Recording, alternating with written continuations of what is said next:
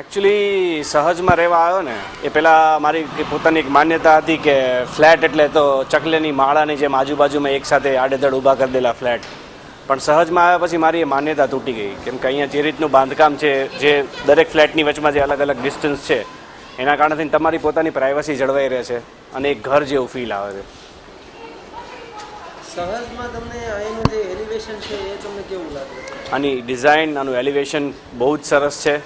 Plus સૌથી વધારે મને જો અહીંયાનું કોઈ એટ્રેક્ટ કર્યું હોય તો આની જે અહીંયાની જે બેઝિક ફેસિલિટી છે, જેમ કે ચિલ્ડ્રનનો ગાર્ડન એરિયા છે, પછી મોટાઓ માટે પુલ અને એમપી થિયેટરની સુવિધા છે, પ્લસ સિક્યોરિટીની સુવિધા પણ બહુ સારી છે. ચારે બાજુ સીસીટીવી કેમેરા છે, 24 અવર્સ સિક્યોરિટી છે. એટલે ફેસિલિટી ગણો તો એ ક્લાસ ફેસિલિટીઝ અહીંયા પ્રોવાઈડ થઈ છે અમને. તમને એના બાળકો માટેની જે ગેમો ગોઠવવામાં આવી છે એ અંગે તમને શું અભિપ્રાય લાગે? ખૂબ જ સરસ છે. બાળકોને બહાર ક્યાંય રમવા જવાની જરૂર નથી. અહીંયા જે રીતની રાઇડ્સ ને બધું આપેલું છે એનાથી એમને ભરપૂર ઓપ્શન પણ મળી રહેશે.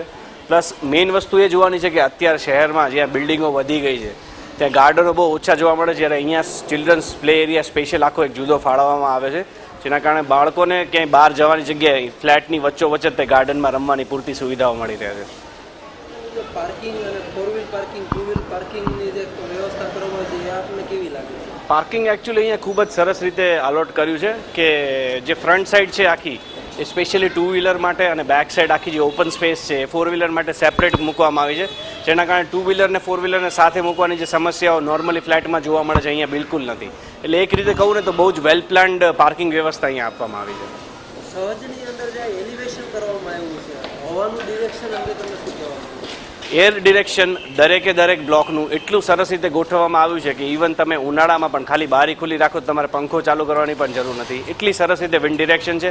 પ્લસ સાંજના ટાઈમે જે દરેક ફ્લેટમાં ઇન્ડિવિજ્યુઅલી લાઇટ મૂકવામાં આવે છે એના કારણેથી આખો વ્યૂ જ બદલાઈ જાય. આવો સરસ વ્યૂ મેં હજી સુધી કોઈ પણ ફ્લેટમાં નથી જોયો. મારા બહુ બધા ફ્રેન્ડ્સ મારા ત્યાં ઘરે અહીંયા લીધા પછી ફ્લેટ જોવા આવ્યા છે અને મને સૌથી વધારે કોમ્પ્લિમેન્ટ્સ અહીંયાના એલિવેશન જોઈને જ મળ્યા છે. બધાએ કીધું છે કે ફ્લેટના લુક્સ એકદમ બધા કરતાં ડિફરન્ટ છે. સહજની અંદર નાઇટ વ્યૂમાં તમને લાઇટિંગની કેવી વ્યવસ્થા કરવાની? લાઇટિંગ ખૂબ જ સરસ છે. બહારથી જાણે કોઈ એક વ્યક્તિ પહેલી વાર જોતું હોય તો જાણે એમ જ લાગે કે કોઈ હોટેલ કે એની સામેથી આપણે પસાર થઈ રહ્યા છીએ. અને મેં જેમ પહેલાં પણ કીધું એમ કે એ આ સહજ સોલિડ સ્કીમનો એક ખૂબ જ મોટો પ્લસ પોઈન્ટ છે કે આનું એલિવેશન, આના લુક બધા કરતાં એકદમ જ ડિફરન્ટ છે.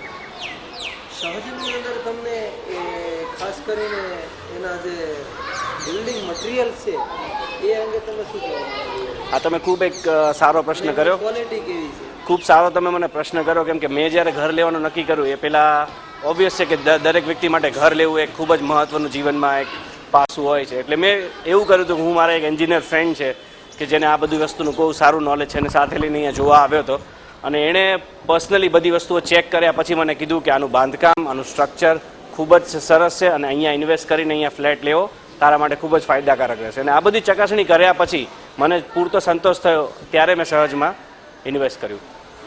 એમના બિલ્ડર અંગે તમે શું કહેવા માંગો? બિલ્ડર ખૂબ જ કોઓપરેટિવ છે, એકદમ ફ્રેન્ડલી છે. નોર્મલી જે આપણા મનમાં કન્સેપ્ટ હોય છે કે ભાઈ બિલ્ડર એટલે એકવાર તમે મળ્યા પછી તો એ જોવા જ નથી મળતા, એવું બિલકુલ નથી. અહીંયા તમારે જ્યારે પણ બિલ્ડરનું કામ હોય ગમે ત્યારે તમે એમને ફોન કરીને એમને અપ્રોચ કરી શકો છો, તમારા પ્રોબ્લેમ કહી શકો છો.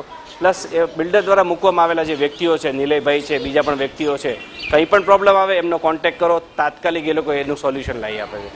એના મેન્ટેનન્સ અંગે તમારું શું? મેન્ટેનન્સ વ્યવસ્થા મેં કીધું એમ બહુ જ સરસ છે. બિલ્ડરના જે પણ કોઈ વ્યક્તિઓ છે, જે એમના સપોર્ટમાં જે સપોર્ટ સ્ટાફ કામ કરે છે એ લોકો ઓલવેઝ રેડી હોય છે. ગમે ત્યારે તમને એમનો નીચે કોન્ટેક્ટ કરો, એ લોકો નીચે અવેલેબલ જ હોય છે પાર્કિંગમાં, એમની ઓફિસમાં પણ અવેલેબલ હોય છે. એમને જઈને તમે ખાલી કોન્ટેક્ટ કરો એટલે હંમેશા તૈયાર જ હોય છે તમને હેલ્પ કરવા માટે. એટલે મેન્ટેનન્સ માટે તો ક્યારેય કોઈ અત્યાર સુધીમાં પ્રોબ્લેમ થયો જ નથી.